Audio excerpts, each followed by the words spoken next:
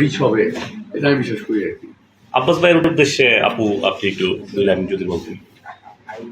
আমাকে আমি ওনাকে একবার বলেছিলাম রিটায়ার করে যেতে, উনি আমাকে বলেছিলেন শিখতে, তো আমি শিখতে চলে আসছি।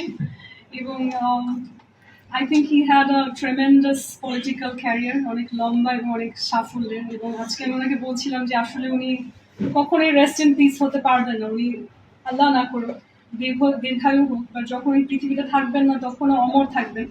কিন্তু আমার মনে হয় যে এখন হয়তো আসলেই নতুনদেরকে শেখানোর সময় হয়েছে, এবং আমি আশা করি যে উনি আমাকে শেখাবেন। আমি এখানে চা খেতে আসতে ভয় পাবো না, মাঝে মধ্যেই আসবো ইনশাল্লাহ, এবং এসে শেখার জন্যই আসবো।